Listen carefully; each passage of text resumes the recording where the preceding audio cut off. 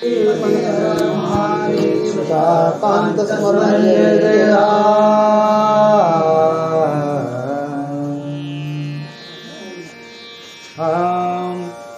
कौरवी लाक्ष ग्रह झालेले तेव्हा पांडवाविवरी रक्षिले वस्त्रहरणी सांभाळिले सत्व माझे जयाने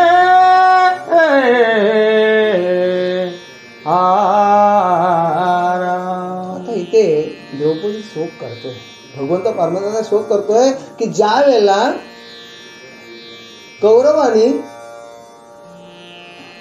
लाक्षागृहामध्ये जाळण्याचा प्रयत्न केला त्यावेळेला सुद्धा भगवंताने आमचा रक्षण केला.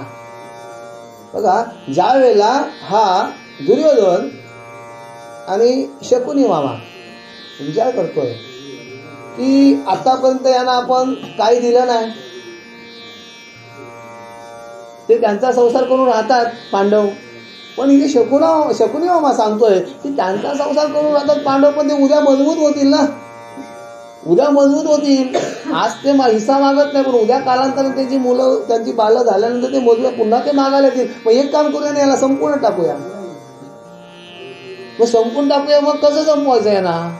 मग यांना आपण काय करूया, एक घर बांधून द्याऊया. आणि ते घर कसं असेल, संपूर्ण जलाऊ पदार्थ त्याच्यामध्ये असतील, म्हणजे लाख असेल, दारू असेल, पटकन जळणारी लाकडं असतील. आणि मग त्या विरोचनाला बोलवलाय, आणि विरोचनाला बोलवला. शकुनी मामाने सांगितलं, अरे बाबा तू असा घर बनव की मी सांगितलेलं त्याला जे सामान लागेल ते 80% माझं असेल, 20% जाऊन द्यायचं. म्हणजे तू विरोचन हा धरून त्याला. आणि मग ते घर बनवायला दिलं. तर ते घर कसं बनवलं की पूर्ण लाख त्याच्यामध्ये जळणारे पदार्थ, लाकूड जळणारा असं ते घर, असं सुंदर असं एक लाक्षागृह बनवलं. आणि लाक्षागृह बनवल्यानंतर हा दुर्योधन कुंती मातेकडे गेलाय आणि कुंती मातेला बोलतोय, तुम्ही घरात राहायला जा, तुमच्यासाठी मी घर आम्ही तुम्हाला काय दिलं, पण घर तर देतोय. हे बघा, लोकांना काय वाटलं पाहिजे की आजपर्यंत यांनी काय दिलं, घरातला हिस्सा तर दिला नाही, पण मी घर बांधून दिला, कसला मोठा राजवाडा बांधून दिलाय लोकांना. म्हणजे हा राजवाडा कसला होता की याच्यातून यांचा अंत करायचा होता. आणि मग दुर्योधन बोलतोय त्यावेळेला तिथे एक धात्री नावाची जी सती होती, त्यांच्याकडे जी दासी होती, ती दासी कुंती मातेला बोलते, आई की हा जो बोलतोय की एवढं दिवस तुम्हाला काही दिला नाही, पण आता हा घर देण्याची वार्ता करतोय, घरात जाण्याला राहण्याची, याचा अर्थ काहीतरी कालवेळ, तू चांगल्या माणसाला प्रश्न विचार. आणि त्यावेळेला एका दासीने कुंती मातेला सुचवावा. आणि मग कुंती मातेने काय केलंय की विदुर काकांच्या घरी गेली. आणि विदुर काकांच्या घरी पण इथे काय होते, दुर्योधनाचे सर्व तर दूत होते, हे काय करतात, काय कुठे बोलतात, म्हणून त्यांना ते माहिती होतं की याच्यामध्ये काहीतरी अनर्थ घडेल, असं हे कुंती मातेला लक्षात आलं. आणि म्हणजे विदुर काकांच्या घरी गेली. विदुर काकांच्या घरी गेल्यानंतर विदुर काकाने बोलावं, वहिनी या बसा. पण ती बसली नाही, उभी. आणि विदुर काकांना काय म्हणते, भावजी आम्ही दुर्योधनाने दिलेल्या घरामध्ये राहायला जातोय, त्याचा आम्हाला राहायला जातोय, आणि त्यावेळेला की त्याचा आम्हाला काय करून द्या, मूर्त काढून द्या. बघा कशी भेट, बघा, म्हणजे कोणाला कळू नये या उद्देशाने कुंती माता तिथे गेले. आणि आम्हाला त्याचा घरा वास्तुशांतीचा मूर्त काढून द्या या उद्देशाने बोलल्यानंतर, हा शब्द ऐकल्यानंतर दुर्योधनाचे हेर बाजूला होतेच, काही ते ऐकलं. आणि ते जाऊन दुर्योधनाला सांगितलं की कुंती माता गेले, की काकू तुमची गेले, काय सांगायला की त्या घरात त्यांना जायची तयारी झाली, त्या घराचा मुहूर्त काढायला गेले. आणि लगेच दुर्योधनाने संजयाला सांगितलं. संजयाने लगेच मूर्त काढून दिला. आणि तो मूर्त काढून दुर्योधनाच्या हातात दिला. दुर्योधनाने मूर्त काय केला, रस्त्यात बदलवला. की जो उद्याचा गुरुवारचा मूर्त काढला होता, तो ते काय केला, त्यांनी शुक्रवारचा काढला आणि मूर्त बदलवला, की त्या मूर्ताने अयोग्य मूर्त असा काढून दिला आणि त्यांच्या हातात दिला. आणि त्याच्यानंतर कुंती मातेला विदुर काका बोलतात, वहिनी एक काम करा, ज्या दिवशी तुम्ही त्या घरात राहायला जाल त्या दिवशी मला फक्त 1-2 मिनिटं मला भेटून जा वहिनी. आणि मग कुंती माता तिथे आणि निघून आले. आणि थोड्या दिवसांनी त्यांचा तो मूर्त वास्तुशांतीचा मूर्त स्थापन झाल्यानंतर कुंती माता गेली पांडवांना बरोबर सर्व परिवार बरोबर घेऊन तिथे गेली. भाऊजी आम्ही आता त्या घरात राहायला जातो. आणि त्यावेळेला विदुर काकांनी काय केले, भगवंताची एक कृष्ण मूर्त कुंती मातेच्या हातात दिली आणि सांगितला, वहिनी या मूर्तीकडं सतत लक्ष ठेवा, 7 दिवस लक्ष ठेवा. 7 दिवस तुमची दृष्टी हलून देऊ नका. काका एवढे विश्वासाने बोलतात, याचा अर्थ काहीतरी गुह्य आहे. पण ते घर कसलं आहे, काय आहे हे कुंती मातेला काही माहिती नव्हतं. पण काकाही असं बोललं की कृष्ण भगवंताच्या मूर्तीसमोर लक्ष धरू देऊ नका वहिनी, तुझा सगळा भगवंत चांगला काही. हे वाक्य त्या मातेने लक्षात ठेवलं आणि घरात प्रवेश केला आणि भगवंताची मूर्त काय केली, हॉलमध्ये जो हॉल होता तिथे भगवंताची मूर्त तिने मांडली आणि तिथे पूजा करायला. त्यावेळेला धर्माई प्रश्न केला, आई आपल्याकडे भगवंत कृष्ण सतत येत असताना तू त्यांची पूजा काय करतोस? त्यावेळेला कुंती मातेने मार्मिक उत्तर दिलं, अरे बाळा तसं नाही की आता देव काय दररोज येत नाही ना आपल्याकडं, देव द्वारकेला जातोय कधीतरी, तिथपर्यंत आपला त्याचा स्मरण नाही विसर नाही पडलं पाहिजे म्हणून मी देवाची ती मूर्त आणली आणि मग तिने काय केली त्या पूजेला सुरुवात केली. असं करता करता 1 दिवस गेला, 2 दिवस गेला. या माऊलीला काय झोप येत नाही की माझ्या मुलांचं काहीतरी वाईट होईल, माझ्या मुलांचं काहीतरी वाईट होईल. आणि मग तिला तिच्या डोळ्याला झोप नाही. आणि हा विरोचनाला यांनी काय सांगला होता, की रात्री जाऊन याला अग्नी लावून ये. पण विरोचन बोलते की खिडकीत माय बसलेलीच आहे, मी अग्नी लावू कसा काय, दरवाजा समोरच बसलेला असला कोण माणूस तर आपलं दिसते ना कोण आलेला. आणि मग हा विचार करतोय. असं करताना 4 दिवस गेलं, 5वा दिवस उजळलाय आणि दुर्योधनाच्या विरोचनावर भडकलाय, अरे तुला अजून 5 दिवस झाले अजून त्याला अग्नी लावता येत नाही. आणि विरोचन बोलतोय की आता आजची तर रात्र जाऊ द्या राजा, आम्ही उद्याला कशी तरी मी त्याला अग्नी लावते. आणि मग इकडे 6 दिवस झालं आणि या माऊलीने काय केलंय, पोळ्या बनवल्यात, पुरणपोळ्या घरी बनवल्यात आणि 5 लेकरांना जवळ घेतले. आणि जवळ घेतल्यानंतर भीमाला 2, नकुलाला 3 आणि सहदेवाला 3. त्यावेळेला भीमाने प्रश्न केला, आई याला 3-3 का तुम्ही पोळ्या दिल्यास, का दिल्यास 3-3 पोळ्या? त्यावेळेला ती सांगलं का कशा का ही मुलं कोणाची होती, कोणाची मुलं होती, नकुलांसोबत जावची, बरोबर का, त्यांची आई वारलेली होती. मग त्यांचा सांभाळ आईसारखा त्यांना आईची आठवण करून देत नव्हती आणि म्हणून त्यांना 3-3 पोळ्या आणि त्या लेकरांना सर्व एकत्र घेतली, त्यांना जेवण दिलं. आणि जेवण दिल्यानंतर तिच्या डोळ्यात तर अश्रू येतात की आजची रात्र कशी असेल, आजची रात्र 7वा दिवस उजळला, आजची रात्र कशी असेल. भगवंताने काकाने सांगितलंय पण तिची डोळ्यात 6 दिवस या बाईने डोळ्याला डोळा लावला नाही, झोप नाही घेतली. आणि मग 7व्या दिवशी ती भगवंताला हात जोडते आणि म्हणजे भगवंता हे कृष्णा की आता मी 6 दिवस जागे राहिले रे, पण आता मला जागा राहता येत नाही, आता तूच माझ्या लेकरांचा सांभाळ कर. आणि हे वाक्य कुंती मातेचं भगवंताला पोहोचलंय. आणि पोहोचल्यानंतर सुदर्शन चक्राला आज्ञा दिली की जा आता माझ्या भक्तांचं, आता पांडव हे संत होते का, प्रत्येक क्षणाला ते भगवंताला आलवत होते म्हणजे संत होते की नाही. आणि मग माझ्या संतांचं भक्तांचं रक्षण कर. आणि मग इथे सुदर्शन चक्र आलाय आणि सुदर्शन चक्राने काय केलंय, त्या वाड्यातून बाहेर जाण्याचा विवर तयार केलाय. आणि अशी पातळ अशी म्हणजे पोकळी अशी जमिनीची ठेवली, जे हॉल होता त्या म्हणजे तिथेशी त्या हॉलमध्ये अशी त्या विवर, त्या हॉलपासून नगराच्या बाहेर असा विवर पाडलाय. आणि मग तिथे आणि भगवंताने कुंतीमातेला डोळा लागलाय आणि विरोचन हातात मशाल घेऊन अग्नी लावला आलाय.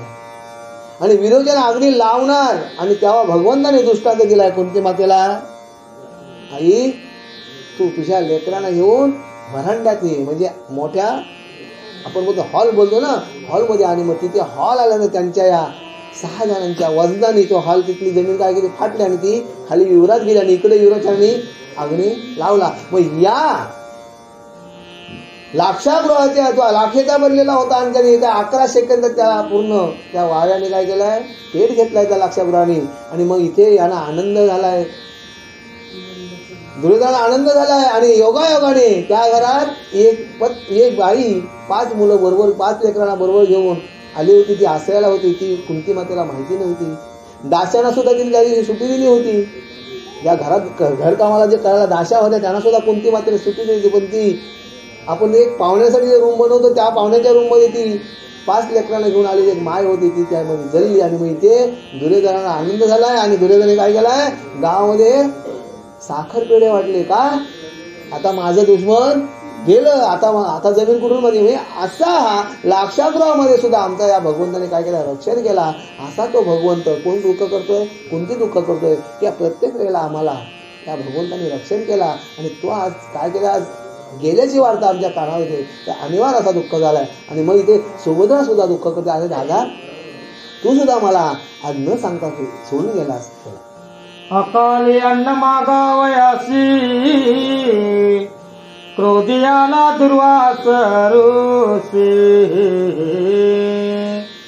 तै धावनी ऋषिकेशी सत्वर सीता झाला. आणि हे भगवंता मी काय सांगू तुम्हाला, की ज्या वेळेला अकाली म्हणजे ज्या वेळेला जेवणाची वेळ नव्हती, अशा वेळेला का जी भगवंत सूर्यनारायणजी जी थाली दिली होती ती सकाळी सूर्य उगवल्यापासून सूर्यास्तापर्यंत जेवण द्यायची. आणि मग रात्रीचं जरी दुर्वास ऋषी आले आणि दुर्वास ऋषीने काय मागितलं, की आम्हाला अन्न द्या, आम्हाला जेवण द्या. तर त्यावेळेला सुद्धा या भगवंताने काय करावं, द्वारकेतून यावं आणि माझ्याकडं एक जेवण मागावं. जेवण नाही म्हणून एक अन्नाचा कण किंवा एक पान भेटल्यानंतर भगवंताने खावं आणि तृप्त व्हावं. आणि भगवंताने ते खाल्यानंतर जे अंगोलीला जास्त सांगत नाही, अंगोलीला गेल्यानंतर ऋषीवरी होते काही, भगवंताने तृप्तीचा ढेकर दिला आणि तिथे सुद्धा त्या ऋषीगणाने सुद्धा तृप्तीचा ढेकर. त्यामुळे भगवंताची एवढी महती आहे की आपल्याकडे वेळ कमी आहे, सगळं दृष्टांत पूर्ण देता येणार नाही. तर मग ती या वेळेला सुद्धा आमचं सुद्धा त्या या ऋषींपासून जे सत्व राखायला जे आलं होतं ते सुद्धा आमचं काय केलंय, की आमचं त्याचं आम्हाला निरसन केलं, आम्हाला त्यातून काढले. अशी ती द्रौपदी बोलत आहे. जेथे आम्हा पडते अडचणी तेथे सत्वर सोये जो विघ्नेवारी शारंग पाणी तो आज टाकून गेला गे. ज्या ज्या वेळेला संकट पडत होती त्या वेळेला हा शारंगधर, हा शारंग पाणी आमचा काय करत होता, रक्षण करत होता. आणि तोच आज आम्हाला टाकून गेलाय अशी ती हे सांगत आहे. आता बोलावू कोणास कोण वारील मम संकटास आता माझी मनास आस कैसे पूर्ण होईल गे.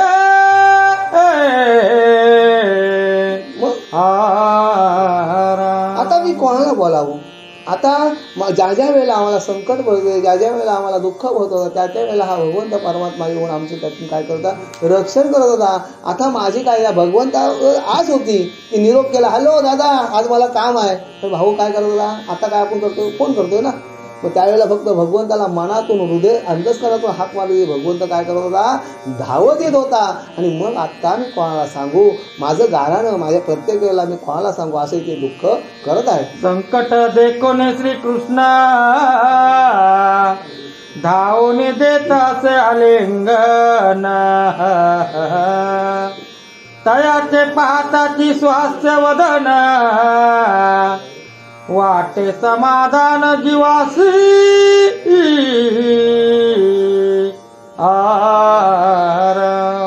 बघा आपण जरा आपल्या बंधूला कधी आपल्या लग्न झाल्यानंतर मुली सांगतात, दादा तुला जरी महिन्याशी यावाला नाही भेटला नाही तरी वर्षाशी तरी एकदा ये, तू जरी तुझा चेहरा जरी आम्हाला समोर दिसला तरी आम्हाला काय वाटतं आमचा दादा दररोज येत आहे. आणि मग आता इथे द्रौपदी सुद्धा काय बोलते की आता की तो आल्यानंतर काय करायचा, प्रेमाने मिठी मारायचा भगवंत परमात्मा.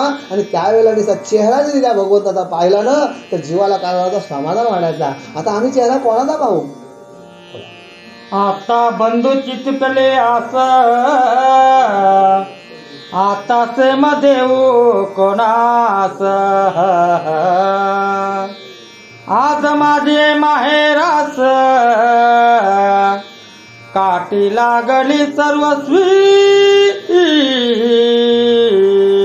बघा आता सांगते आता माझी बंधूची माझ्या भाऊ राहायची जी आस होती, आजपर्यंत मी बाहेरून माझा भाऊ येत होता, पाहत होता, तर आता मी आता माझ्या काय झाले आयुष्याला, माझ्या या माहेराला माझी काय झाली काठी लागली की मला आता माहेराला जाता येणार नाही की माझा भाऊच नाही ना.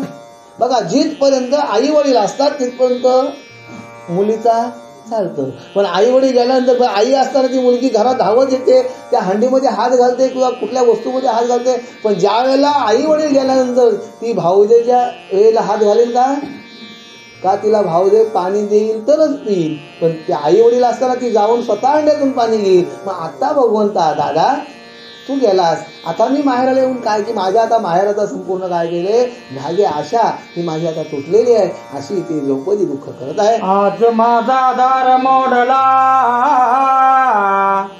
सागरा माझी ठेवा बुडाला, सहोदर माझा अंतरला, नाही साजाळा मज लागी. जसं एखादं महापूर यावं आणि त्या पुरामध्ये सगळा जो आपण जो साठवलेला जो ठेवा असतं, धन असतं, की आज माझा भाऊ राया काय होता, माझा धन होता, माझा आश्रय होता, आज तो आश्रय काय केलाय की या समुद्रामध्ये काय केलाय, जशी माझी नाव जशी समुद्रामध्ये असेल ती नाव जशी समुद्रात बुडावी तसा असा माझा दादा निघून गेलाय. हा माझा जो ठेवा होता, आयुष्याचा जो प्रेमाचा जो जिव्हाळ्याचा जो ठेवा होता, तो माझा दादा आज गेलाय. आज तो माझा दादा म्हणजे आज तो माझा प्रेमाचा जो ठेवा तो माझा काय केला समुद्रात बुडलाय, अशी द्रौपदी ती दुःख करते. दादा गेला येथे बोलून, की निजदा मासी जाईन, परी माझे कल्पितसे मन, काळांतरे होईल हे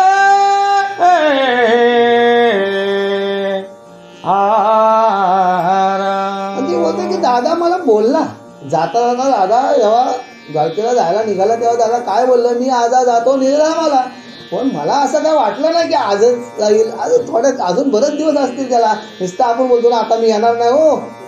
आता बघा आपल्याला सुद्धा चटका लागतो, एखादा माणूस आपल्या घरी पाहुणा आला तो बोलतो आता आपल्याला काय भेट पुन्हा नाही, आणि तो जाऊन जर माणूस गेल्यानंतर आपल्या जीवाला चटकाला आलो, काल परवा आला होता मला बोलला आता काय आपण लवकर आपली भेट होणार नाही, आणि असा दादा बोलला साहेबाला मी जातोय, पण मला वाटलं की आज उद्या नाही, अजून थोड्या दिवसांनी आजच लगेच एवढी तातडी करील, असा माझ्या मनाला सुद्धा ती सांगते. तिथल्या गावाच्या लोक जे विचारतात की काय झाले तेव्हा ती सांगत असताना म्हणजे की मला असं वाटलंच नाही हो की दादा असा पटकन दादा असा गेला, असा जाईल असा मला वाटला नव्हता, पण तो गेला. परितेने तातंड केली भारी, मज कारणे सांडिले दूरी,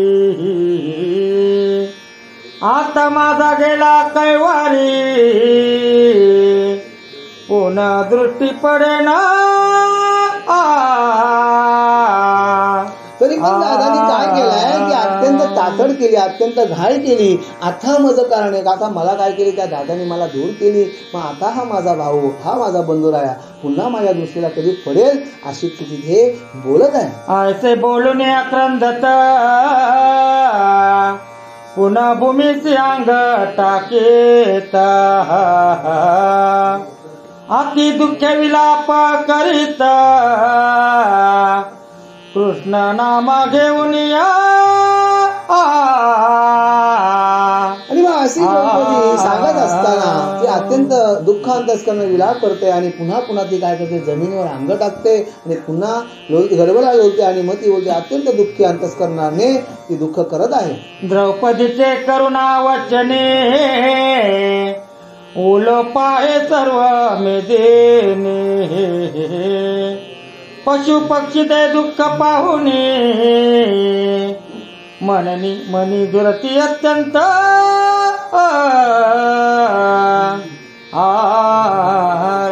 आणि मग हे द्रौपदी महासतीचे जे दुःख होतं ते अंतस्करण एवढं दुःख होतं की ती पृथ्वीला सुद्धा काय केलंय की तिला सुद्धा अशा म्हणजे तप्त अशा तिला उकल्या फुटाव्यात की ती पृथ्वी माता सुद्धा अत्यंत दुःखी कष्टी अंतस्करण झालेले आहे. आणि पशु पक्षी सुद्धा काय केले, हिचं हे वाक्य हिचे रुदन हा शोक पाहून अंतस्करणातून काय केले झुरत जमे. त्यांना एवढा वाटते की काय हा या सतीचा दुःख आहे, काय भगवंताविषयीची करुणा आहे. आणि अशा वेळेला पक्षांचं सुद्धा हृदयाला पिल बसलेला आहे. मग धर्मराज होय बोलता, द्रौपदी शोक न करे आता. आम्हासही नाही राहणे सर्वथा, श्रीकृष्णाचे वाचून आणि मग इथे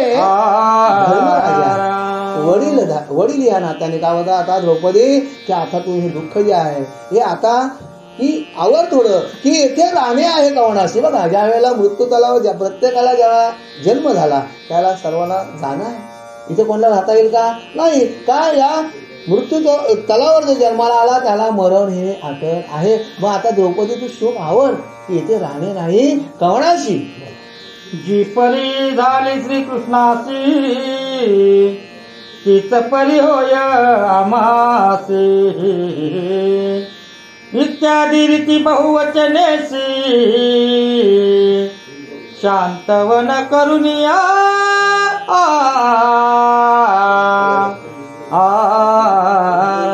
जी परिस्थिती भगवंत कृष्णाची झाली तीच परिस्थिती आपली होणार आहे की या पृथ्वी तलावर जो जन्माला येणार मनुष्य त्याला मरण हे आटल आहे. आणि मग कशाला दुःख करतोय असे धर्मराया इथे समजावत आहे. बोलावणे बंधू वर्गासी, मने राजी स्थापुने परिस्थिती. आपण जावे बद्रिकाश्रमासी, कृष्ण नाथे आज्ञा पिले.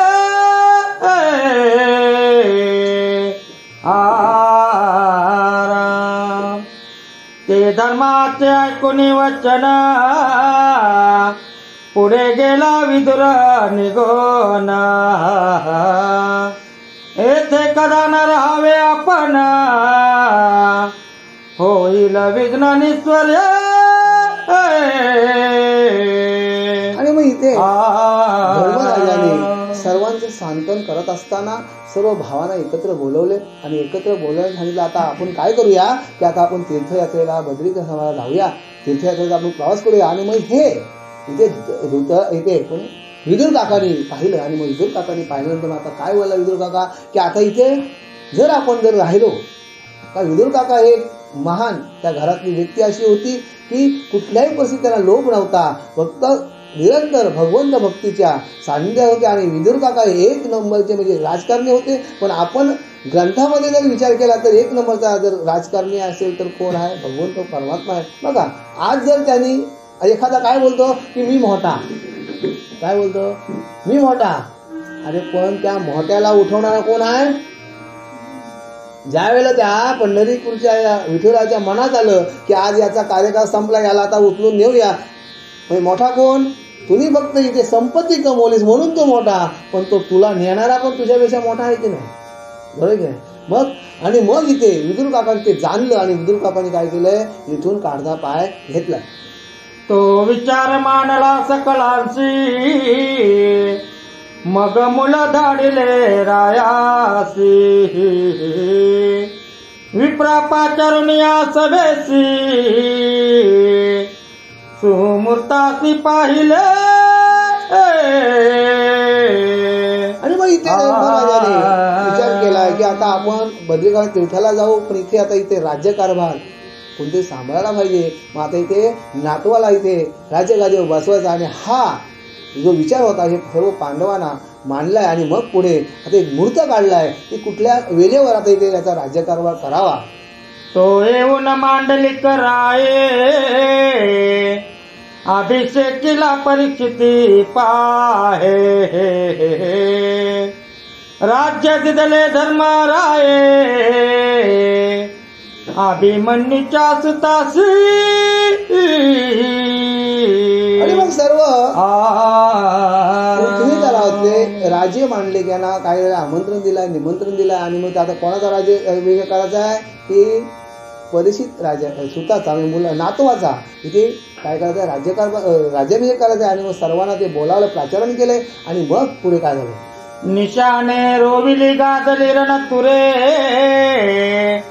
आणि दाणे दिदले असती अपारे. भोजन सारुनी कसरे, वस्त्रालंकारे गौरविले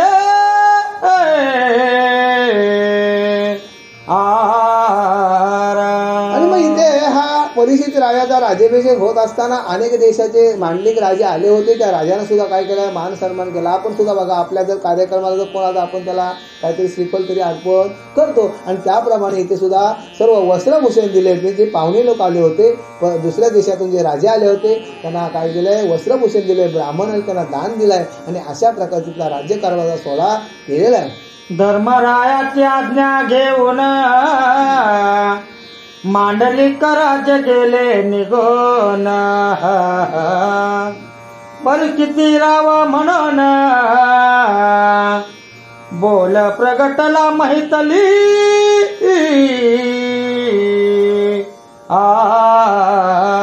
आणि अशा प्रकारचे राज्याभिषेकाच्या सभेला जे आलेले जे राज्य होते, काही काय केलं, धर्मरायाचा निरोप घेतलाय. आणि धर्मरायाचा निरोप घेतला ते सर्व आता निघून गेलेत. आणि मग आता भूमंडलावर आता इथे धर्माने जे चालवले, आजपर्यंत राज्य धर्माचं जे राज्य होतं ते आता राज्य कोणाच्या हातात दिलंय, परीक्षित राज्य हातात दिलंय. आणि आता इथे सर्व भूमीवर असा जयघोष करण्यात आला की आता इथला राजा, हस्तिनापुराचा राजा पूर्ण कोण आहे, परीक्षित आहे, असं इथे जाहीर केलं.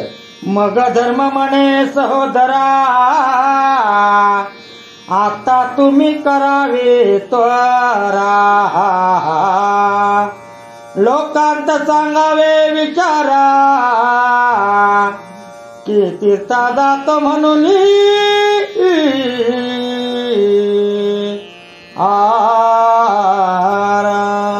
धर्मराजा आपल्या भावांना जवळ एकत्र घेतलेला आणि बोलते, सहोदर भावांना जवळ घेतला आणि बोलते की आता तुम्ही आता लगबग करा, की आता आपण राज्य आपल्या नातवाच्या हातात दिलेलं आहे, परिस्थितीच्या हातात दिलेलं आहे. आता तुम्ही अशी लगबग करा, त्वरा करा, की अशी लोकांमध्ये, जनामध्ये अशी मात पसरावा की आम्ही कुठे चाललोय, तीर्थाला जातोय. पण आता इथे तीर्थाला नाही, आता पूर्ण हे सोडूनच जात होते हस्तिनापूर. आणि मग लोकांमध्ये, जनमानामध्ये कळू देऊ नका, की जनमानाला काय सांगा की आम्ही आता तीर्थयात्रेला चाललोय, असं तुम्ही सर्वत्र मात करणारी बातमी पसरावा. त्या ऐकून धर्माची बोला, पार्थ काय करिता झाला. आज्ञा देई मारुतीला, जावे स्वस्तला म्हणून. आणि हे धर्मरायाचे शब्द ऐकल्यानंतर बघा, आपण ध्वजावरी हनुमंतू, म्हणजे ज्या कुरुक्षेत्रावर ज्यांचं युद्ध झालं आणि त्या युद्धावर कोण होता, ध्वजावर कोण बसला होता, हनुमंतराया बसला होता. रथावर सारथी कोण होता, भगवंत श्री गोपाल कृष्ण होता. आणि रथ कोण हाकत होता, अर्जुन हाकत होता. म्हणजे एवढं यांचं जे साक्य होतं. मग प्रत्यक्ष हनुमंत जर रथावा असेल तर तिथं हार असेल का, कधीच नाही. भगवंत परमात्मा रथ हाकतोय, ध्वजावर हनुमंतराया बसलेला आहे. आणि मग हनुमंतराया ज्या वेळेला 7व्या अवतारामध्ये, राम अवतारामध्ये संपूर्ण गोष्टीला सहकार्य कोणी केलं, रामप्रभूंना हनुमंतरायानेच केलं. आणि तोच हनुमंतराया कृष्ण अवतारामध्ये सुद्धा पार्थाच्या रथाच्या ध्वजावर बसलेला आहे. आणि मग त्या ध्वजावर बसलेल्या हनुमंतरायाला पार्थाने काय केलंय, अर्जुनाने काय केलंय, नमस्कार केला. आणि मग सांगितलं का आता आम्ही इथून तीर्थयात्रेत चाललोय, आता तुमचा इथे आतापर्यंत तुमचा कार्यभार संपलेला आहे, आता तुम्ही तुमच्या स्वस्थानाला जावा, असे इथे अर्जुनाने हनुमंतरायाला विनंती केली. आणि मग पुढे, आम्ही जातो तीर्थासी, तुम्ही जावे स्वस्थानासी. प्रेम दाटले उभयतासी, उकसा बुकसी सुदंत.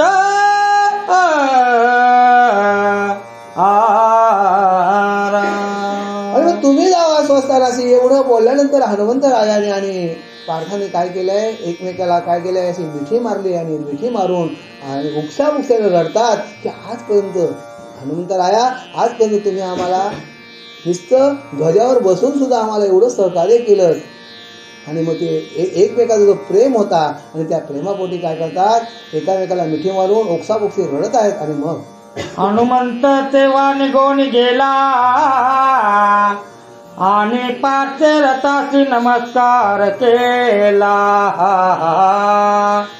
मग स्वर्गाशी तो जाता झाला, विचार कलला देवांशी आणि आजपर्यंत जे कुरुक्षेत्रामध्ये युद्ध झालं त्या युद्धामध्ये ज्या पार्थाला जो रथ दिला होता तो स्वर्गातून दिलेला होता.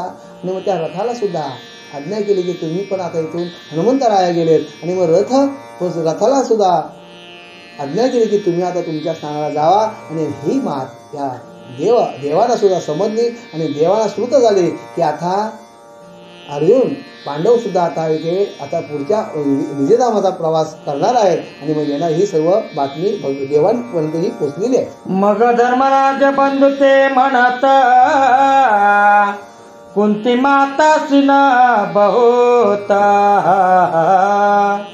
ती कारणे करथ, घेतला पाहिजे निस्वर. आणि मग इथे धर्मराजा काय बोलतात, पांडवांना काय बोलतात की आता आई आपली कशी झाली आहे, वयस्कर झालेली आहे, ती आता क्षीण झालेली आहे. मग आता जो आपण जो तीर्थयात्रेचा जो प्रवास करणार आहोत त्या प्रवासामध्ये आई चालेल कशी. मग आईसाठी आपल्याला काय केलं पाहिजे, रथ घेतलं पाहिजे. आणि मग तिथे आज्ञा केली की आईसाठी आता एक रथ सज्ज तयार करा की आई एवढा प्रवास करू शकत नाही पायी रस्त्याने. आणि मग पुढे वचन मानिले सर्वांशी, मग सिद्ध करून महारथासी, विचारून या सुमूर्तासी, सकल जनासी भेटले.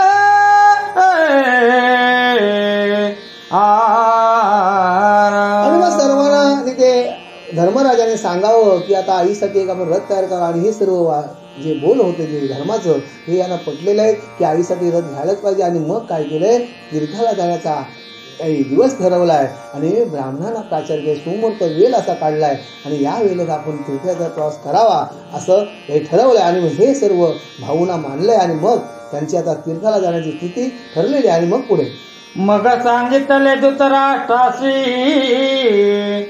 की आम्ही जातो तीर्थासी, तुम्ही मागे परीक्षितीसी,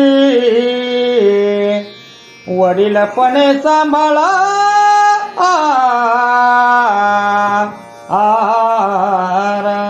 आणि मग इथे धृतराष्ट्राला सांगितलं की काका आम्ही आता काय करतोय, तीर्थयात्रेच्या प्रवासाला निघालोय, तरी आता इथे या राज्य कारभार चालवण्यासाठी परिस्थितीला बसवलाय. आणि परिस्थितीला काय करा, तुम्ही वडील या नात्याने. मग धर्मे सांडले सदन, तव ते दिसे दैन्यवान, मग परिस्थिती पुढे येऊन कोलाल करू लागला.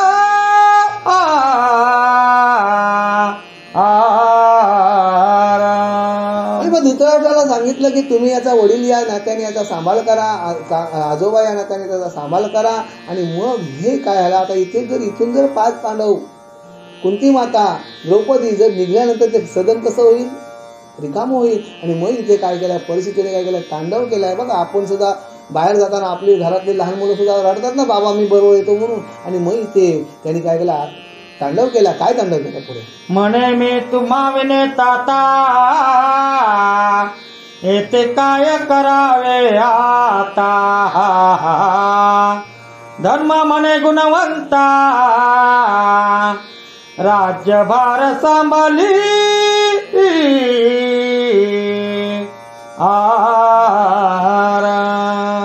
आणि इथे परिस्थिती विचारते ताता की तुम्ही जर निघून गेला तर तुमच्या विण मी तर काय करीन, मी तर मला काय समजणार आहे इथे. आणि मग त्यावेळेला धर्मराजा त्याला डोक्यावर हात ठेवून सांगतात, हे राजे बाबा तू हा विचार करू नको, तू तुझ्या हातात आम्ही काय केलं, इथं राज्यकारभार दिलंय, इथे राज्यकारभार ज्यांना लोकांचा सुद्धा तुला सांभाळ करायचा आहे आणि हे राज्यकारभार तू चालवायचा आहे. आणि मग पुढे आम्ही जातो तीर्थासी, तू चालवावे राजासी, मग म्हणे सुभद्रेशी, परिस्थितीशी सांभाळी तू.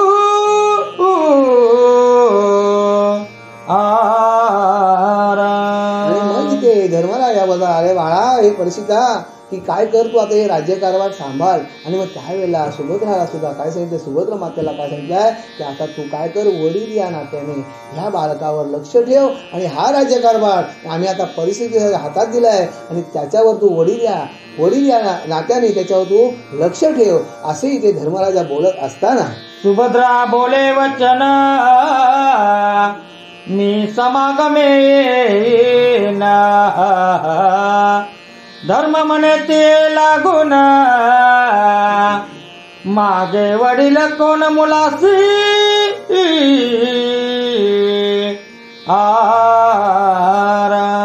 एवढे धर्मराजाचे शब्द ऐकल्यानंतर सुभद्रा काय बोलते की मी पण तुमच्या बरोबर येईन आणि मी पण तुमच्याबरोबर तीर्थयात्रेच्या प्रवासाला येते. त्यावेळेला धर्मराया काय बोलतात की आता तू जर निघाली सुभद्रे, तू जर निघाली तर या मुलाला वडील इथे कोण आहे, त्याच्यावर लक्ष ठेवणारा कोण आहे, बरोबर.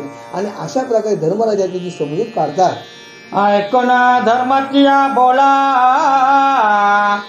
सुभद्रेने आकांत केला, म्हणू लागली दिसतीराला का हो मजला त्या गीता येथे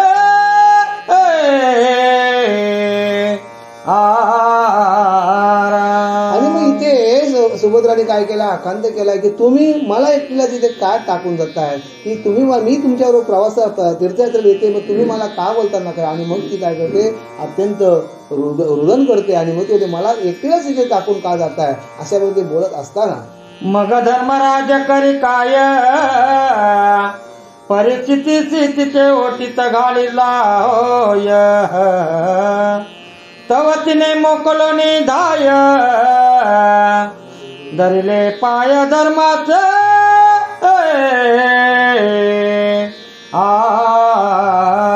आणि मग इथं हे आक्रंदन इथं रडणं पाहिल्यानंतर धर्मराजाने वडील धारे या नात्याने काय केलंय, त्या परिस्थितीला घेतलाय आणि सांगितलं हे मी तुझ्या ओटीत दिलंय, आता तू याचा काय कर, सांभाळ कर. का वडीलधाऱ्यांची जी आज्ञा जी होती ती तिथे कशी शिरसामान्य होती. आता आपली मुलं आपल्या ऐकतात का, आता जराशी शिकली की बघा बाबा तुला काय समजत नाही, आई तुला काय समजत नाही, आणि मग तिथे कसा आज्ञाधारेपणा जास्त होता. आणि मग परिस्थितीला तिच्या ओटीत दिलंय आणि सांगितलं याचा तू सांभाळ कर. आणि मग पुढे मग उठवणी सुभद्रेसी धरिता झाला पोटासी, नाना गोष्टी सांगून तिसी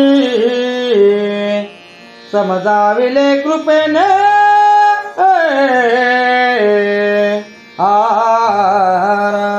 परिस्थितीला तिच्या ओटीत घातल्यानंतर मग तिने काय केलंय, तिने धर्मराजाचं पाय दिले, चरण दिलेत आणि चरण दिल्यानंतर मग धर्मराजाने तिला काय केलंय, अशी दोन्ही हाताने उचलून दिले आणि पोटाला दिली. हे बाळ तू आता रडू नकोस, तू या राजाचा आता तुम्हाला जो इथे राज्यकारभार मी परिस्थिती हातात दिलाय त्याच्यावर तू काय कर, लक्ष वडील या नात्याने त्याच्यावर लक्ष ठेव, ही तुझी जबाबदारी असे समजावून सांगतात. आणि मग पुढे तो नारी नर पातले समस्त धर्मतयाचे असे सांगत, आम्ही जातो तीर्थाटनाथ मागे परीक्षित सांभाळा.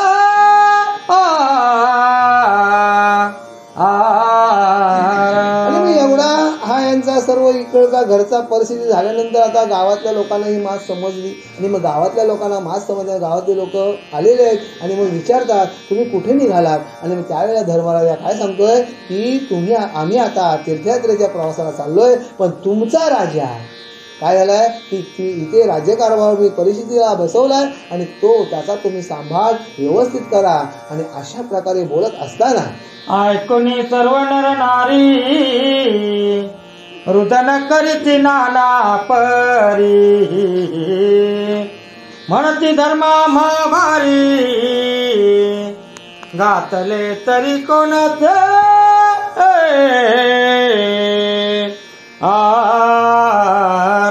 हे सर्व वाक्य ऐकल्यानंतर त्या गावातल्या नरनारी आहेत त्या बोलतात, दुःख करतात की तुम्ही धर्मराजा आजपर्यंत धर्माने चालवलेलं धर्माचं राज्य जे हस्त्याबरोबर राज्य होतं त्यांनी काय केलं, धर्मराजाने प्रत्येक तिथल्या माणसाला स्त्री पुरुषाला किंवा त्या नगरातल्या लोकांना त्यांनी काय केलंय, बंधुत्वाचं, आईचं आणि बहिणीच्या नात्याने सांभाळ केला होता. नवे नवे तर पशु पक्षी सुद्धा त्यांच्या मागच्या आधीत होऊन गेले की पशु पक्षी सुद्धा तिथे विसारायला येत होते. आणि मग अशा प्रकारे असा राजा असताना ते प्रश्न करतात की तुम्ही आम्हाला कोणत्या भारी टाकलं, हा लहान पोर काय सांभाळ केले आमचा, असा त्यांना प्रश्न पडला होता त्या लोकांना. आणि मग त्यांना सुद्धा ह्या धर्मराजाने कसं समजावलंय. नगरवासी क्रंदती अट्टहास्य रुदन करे ते, धर्मातुद वाचुने निस्विती जल जीवित्वा मुचे आरा. आणि मग इथे नगरातले लोक रुदन करतात, रडतात की असा राजा होणे नाही.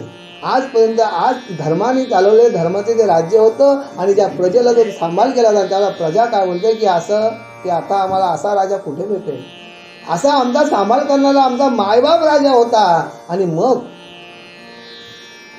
कुंडीतून जाताची प्राण तेच दिन पण,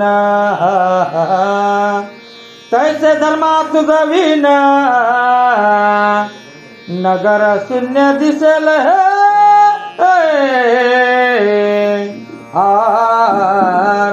लोक बोलतात हे राजा की जसा एखाद्या देहातून प्राण जावा आणि ते देह कसा जमिनीवर निश्चित पडलेलं असतं, त्या देहाकडे पाहिल्यानंतर त्याला हालचाल नसते, काय नसतं, तसं नगरवासी तर लोक बोलतात हे राजा की तू इथून निघून गेल्यानंतर आमचं जगणं कसं व्यर्थ आहे, की आमचं काय जसं एखादं प्रेताने प्रेत व्हावं तसं आमचं देह आहे. अशा प्रकारे बघा काय राजावर त्यांचा विश्वास असेल, काय राजावर म्हणजे राजावर किती प्रेम असेल, अशा प्रकारे इथले लोक दुःख करत आहेत. तुम्ही जाता तीर्थासी मागे काय आज्ञा मासी, आभारी घालून कोणासी निरविले असे सांग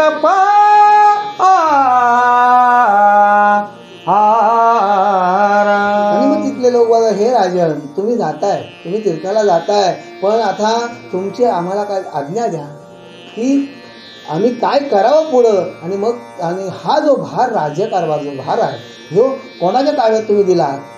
हा लहान मूल म्हणजे बघा त्याला म्हणायचं काय की हा कोवळा मूल आहे, लहान मूल आहे, याला कसं म्हणजे एवढा भार तुम्ही त्याच्या ह्याच्यात तो कसा सांभाळेल कसा. पण तुम्ही तरी पण जनमत लोक सांगतात की राजन तुमची आज्ञा आम्हाला काय आहे. मग धर्मराज बोले काय तुम्हासी राजा परिस्थिती होय, तो रक्षण करील निश्वर्य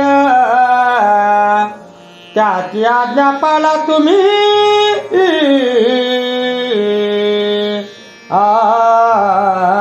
आणि मग आजपर्यंत धर्मराजाच्या आज्ञेने ही लोक आली होती. आणि मग ती धर्मराजाला प्रश्न करतात हे राजा की आता आम्ही कोणाची आज्ञा पाळावी.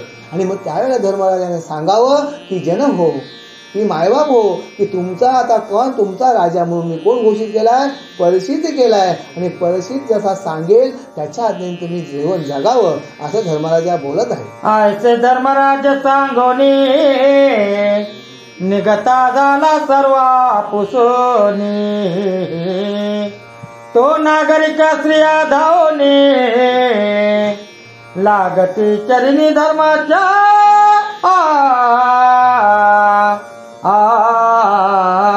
आणि मग एवढं सर्व संभाषण या लोकमांजन झाल्यानंतर सर्व माणसात मात पोचली की आता धर्मराजा तीर्थयात्रेला चाललेत. आणि मग सर्व त्या नगरवासी लोक आलेत आणि धर्माच्या पायावर लोटांगण पाया पडत आहेत. असं तर आपण सुद्धा तीर्थयात्रेला आपले सुद्धा पाया पडतात, बरोबर की नाही. मग त्याप्रमाणे धर्माच्या सर्व काय करतात चरणवंदन करत आहेत धर्माचे. आणि मग आणि म्हणती राया तो कृपे करून सुख पावल बहुत दिन, आता कधी आला परतो ना ऐकून धर्म शंकला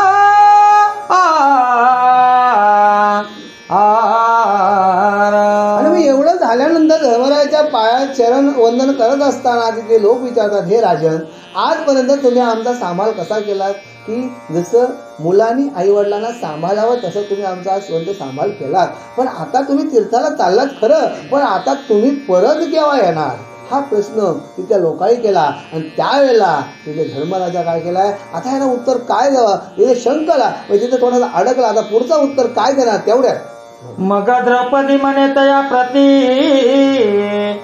येथे आहेत सुभद्रा परिस्थिती, तुम्ही स्वस्त असा पुले चित्ती, काही खंती करू नका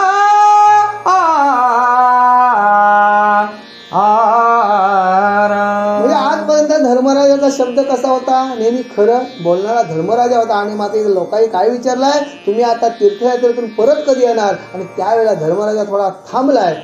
आणि थांबल्यानंतर हाच शब्द इथे काय केलाय, द्रौपदी मातेने उचललाय. काय उचललाय द्रौपदी सतीने, की आजपर्यंत प्रत्येक वेळेला पांडवांना जो सहकार्य जो केला होता तो कोणी केला होता, द्रौपदीने केला होता. प्रसंगाला जो जो प्रसंग त्या त्यावेळेला भगवंताला तिने आव्हान करावं किंवा आज्ञा करावी आणि भगवंताने यावं आणि त्यातून निरसन काढून तिथे काय बोलते द्रौपदी सती, की असे सर्वांची सांगून 7 जणे निघाले तेथून, तो नाना पक्षी स्वापद गण, धर्मा पुढे उभे ठेले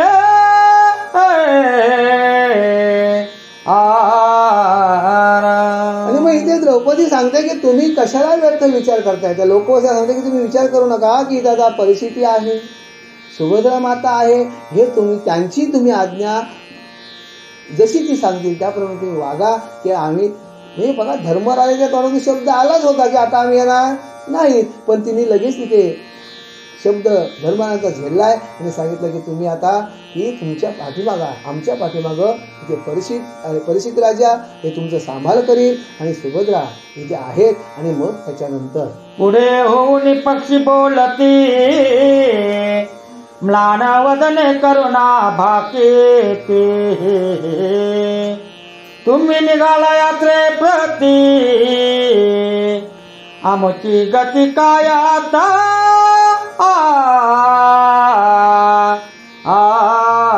आणि मग इथे ग्रामवाशांचं संभाषण संपल्यानंतर इथे आता कोण आली समोर, धर्मराजाच्या स्वापदे आले, पशु पक्षी आले. आणि पशु पक्षी आल्यानंतर ते पशु पक्षी काय विचारतात बघा, धर्मराजाशी काय साख्य असेल, धर्मराजाशी बोलतात, हे राजन तुम्ही इथून गेल्यानंतर आमचा सांभाळ कोण करेल, आमची गती काय होईल, असं बोलत असताना धर्मराजा पुढे काय बोलतात. मग धर्मतयासी बोलला, तुम्ही व्यापार करा पोला, परी कोणीही मनुष्याला तापवू नका सर्वथा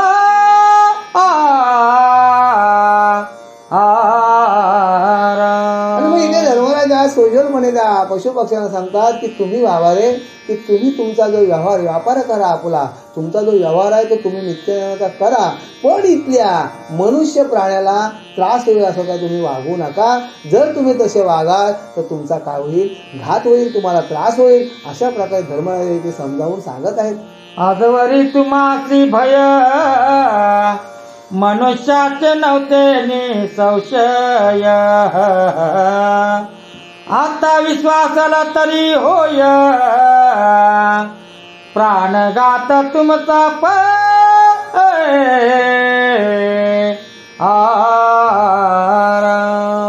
आजपर्यंत आपलं राज्य होतं तिथपर्यंत तुम्हाला काय झाला, मनुष्याचं तुम्हाला भय नव्हतं.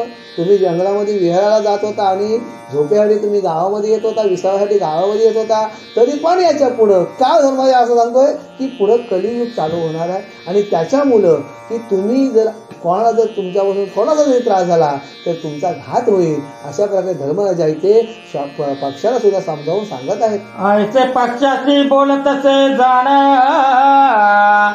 तो श्रापदे आले धावून, धर्मरायासी वंदन करून, करुणा भाकिती आपुली.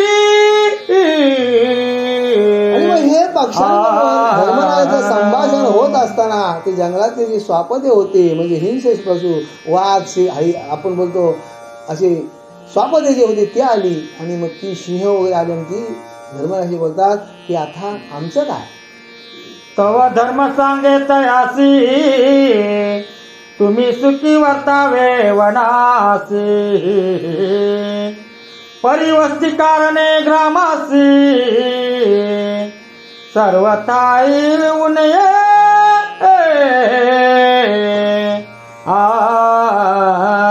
आणि मग इथे धर्मराजा स्वापदाला बोलतात बाबा तुम्ही तुमचा व्यवहार दिनचर्या करत आहात जशी आजपर्यंत तशी केली तशी तुम्ही करा पण याच्या मी असताना तुम्ही तुमचा अन्न ग्रहण झाल्यानंतर जंगलामध्ये त्याच्यानंतर तुम्ही विसाव्यासाठी जशी हस्तिनापुरामध्ये येत होता तसे तुम्ही आता काही इथे येऊ नका. तुमचा तुम्ही जसं तुम्ही जीवन तुमच्या मर्जीने जगा की माणसाला जर तुम्ही आला माणसाला त्रास येईल असं तुम्ही जर वागला तर तुम्हाला दुःख होईल आणि मग तुमच्या आता काय करा तुम्ही इथे आता वस्तीला इथे येऊ नका असे धर्मराजा सांगत आहेत.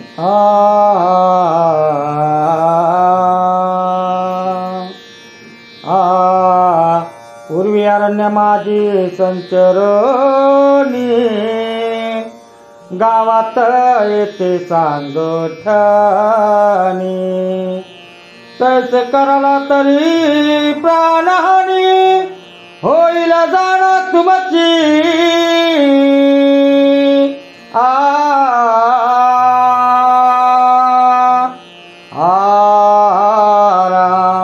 आणि मग इथे धर्मराजा बोलतात की पूर्वी तुम्ही जंगलामध्ये विहार करण्यासाठी जात होता तुमचं अन्न तिथे शोधल्यानंतर तुमची पोटं भरल्यानंतर तुम्ही वस्तीसाठी काय करा गोठ्यावर इथे गावामध्ये येत होता तरी तुम्ही आता यावेळेला तुम्ही काय येऊ नका.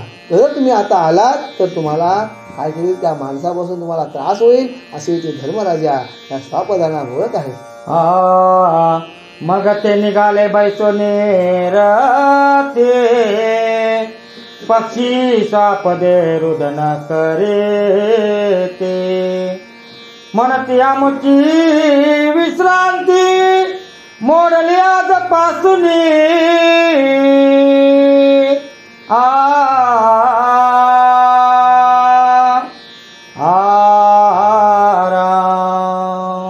मगाशी मी बोलून गेलो जन पळवळ म्हणतील हाय हाय मी जाता राहील कार्य काय.